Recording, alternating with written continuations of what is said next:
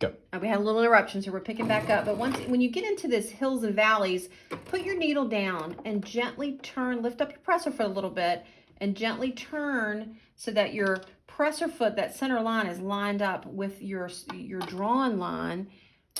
And just keep going. And the hills, the apex, the acme, you know, you're gonna have to take your time here too.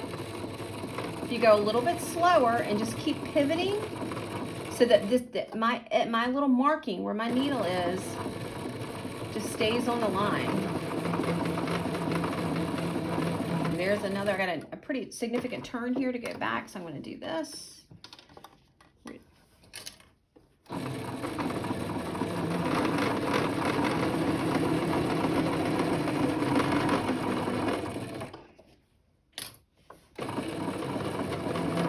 I apologize for my ugly hands. I got working girl hands.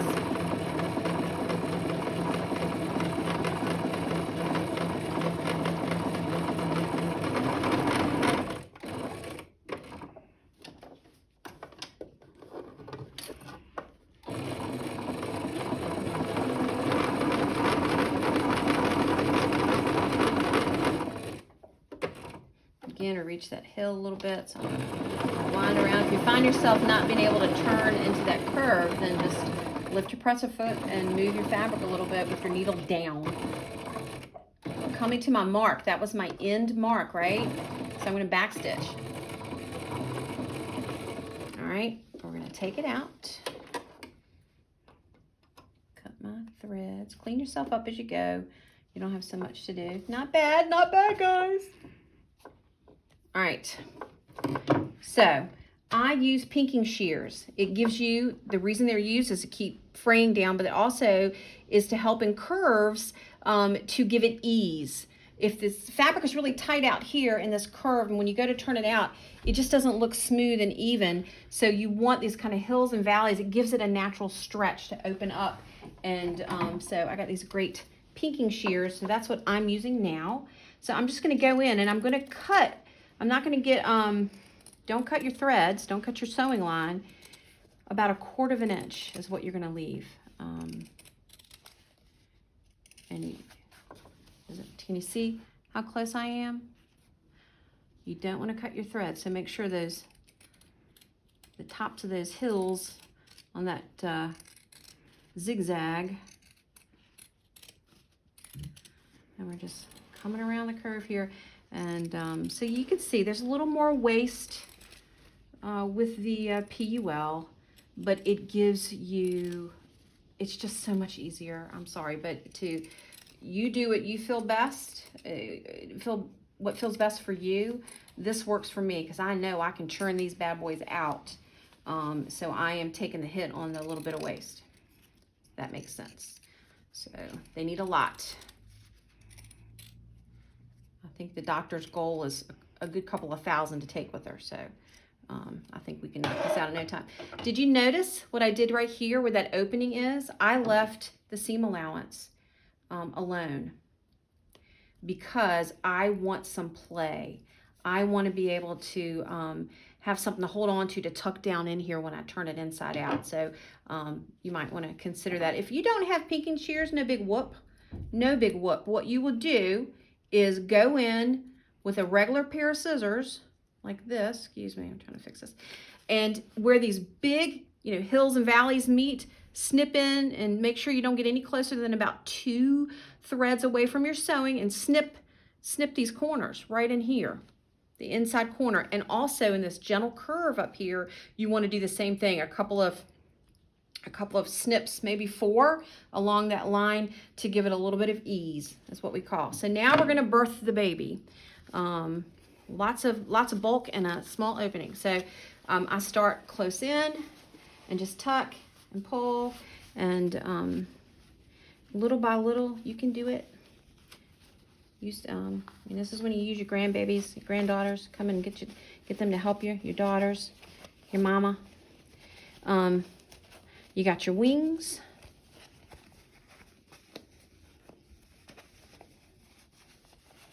Yay! And I do a little bit of knitting, so it is my preferred tool to poke out the seams a little bit. Be careful, you don't want to come through your fabric, but something blunt. Some people use a one of those orange peelers, you know, that you used to get from Tupperware, the freebies at the Tupperware shows. But if you just take a knit needle, even your crochet hook, and do it, or if you like shish kebabs, you might have a skewer. Don't use the really pointy end. You want to use the blunt end. Don't use your scissors. You'll go through your fabric. Lesson learned. All right, so pretty well done. And if you're OCD like me, oh, I want it to be beautiful and pretty. I want to iron it. You cannot iron it. The PUL will melt. So don't iron it. But here's all that bulk sticking out, and you're just going to roll it in. And you're going to roll it in. And you're going to match up the edges so they look pretty. Like you're closing a pillow. If you've ever made a pillowcase. Takes a minute, takes some finessing. Because you got a lot of bulk right there. There we go. All right. Can roll the fabric a little bit. See where I got too close to that edge, so be careful when you do that. Got a little fraying there, but there it is. If you get too far into the curve, it doesn't look really good. So, but there we go, and I'm gonna go back. Now keep in mind, if I have my top thread that matches this, they're not gonna see it, and it's gonna be nice. I'm going to go in. Guess what we're going to do? Guess what we're going to do? We're going to pull that thread up really close to the edge, guys, okay? Pull your thread up. Everything's on top. And we could have done this on the bottom side. It doesn't matter. But this is the actual part of the pad that's going to be touching their skin. And so we're going to do that. We're going to backtrack a little bit.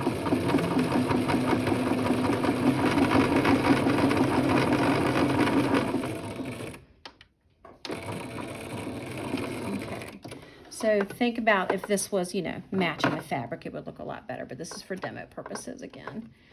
Black is not the best, but it certainly shows up on the camera. So there you have it. Your pad is done, except for we're going to put snaps in the wings.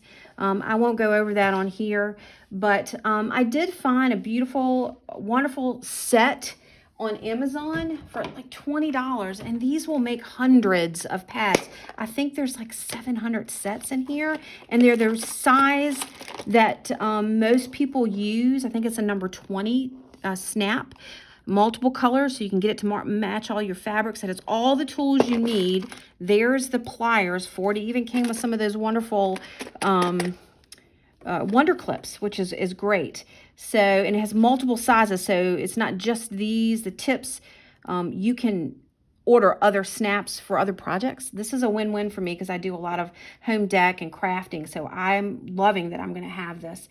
I will tell you that it was, I believe these were made in China, so there's not really detailed directions. I was like, oh no, I can't figure out what they're doing. So guess what? Yet another wonderful tutorial on YouTube. Just Google how to use snap pliers, and this wonderful young lady has the exact same model, and she walks it through, and she taught me in like 2 minutes. So it's actually very easy to do. It's much less, but there's the brand name. And again, I got it on Amazon. I got it on Amazon Prime, and I got it in 2 days, and because I was ready to go with this. So that's what the outside looks like. And it had a really good rating on Amazon, so that's why I got it. So pinking shears are your best friend for the easing. These, if you're going to do this as a group, your church, maybe somebody in the church can buy it and donate it to the church to be using for your ladies group as a whole. So I know that I've talked to the ladies that are going to be doing it at North Run, and they're just going to bring their completed pads to me, and I'm going to be the snapper, if you will. So if you can see, I've already traced 1 million of pairs of the flannel, and I've got different fabrics, no animals, and nothing on the fabric. They prefer no animals, and nothing, of course, that has any political or religious or what have you things on it. I believe would be important because some cultures, as you know, that these are going to may be very sensitive to certain things. So just be mindful of that. I hope this helped you. And I think this is just a beautiful, beautiful thing. God bless.